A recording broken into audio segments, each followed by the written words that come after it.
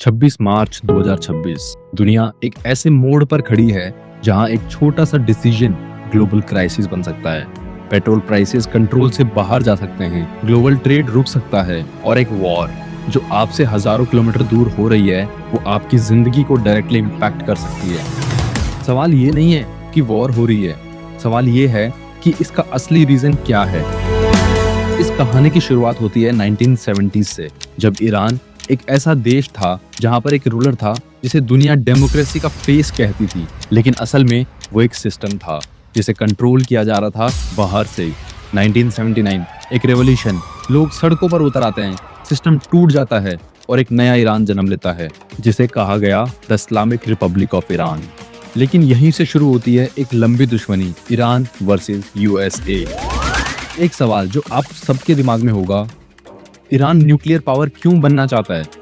Security, power या survival?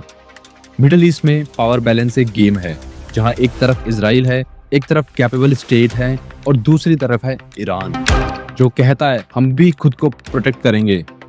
लेकिन USA और इजराइल के लिए ये सिर्फ एक वेपन नहीं, ये एक थ्रेट है।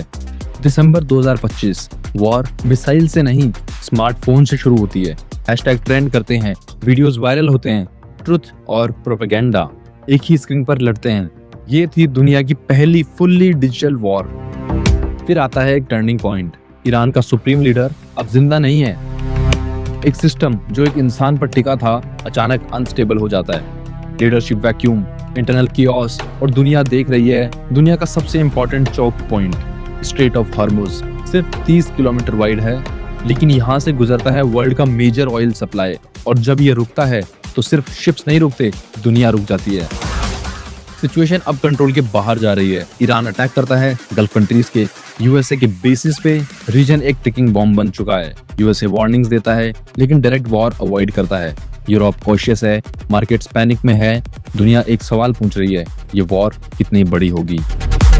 इस वॉर का सबसे बड़ा इम्पैक्ट आप पर है।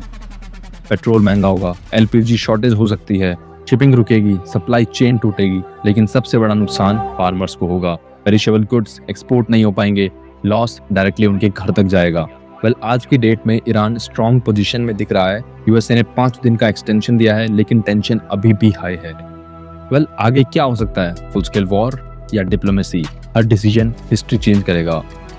वॉर सिर्फ बॉर्डर्स पर नहीं होते, वो आपके घर तक आती है, आपके किचन तक, आपके फ्यूचर तक। इसलिए समझना जरूरी है, क्योंकि जब तक आप समझोगे नहीं तब तक आप तैयार नहीं हो। Now what do you think? What will be the future of this war? क्या यूएसए न्यूक्लियर ऑप्शन एक्सप्लोर करेगा या फिर सीज फायर होगा और ट्रंप का अगेन टाको करेंगे? Let me know in the comment section. जय हिंद, जय भारत।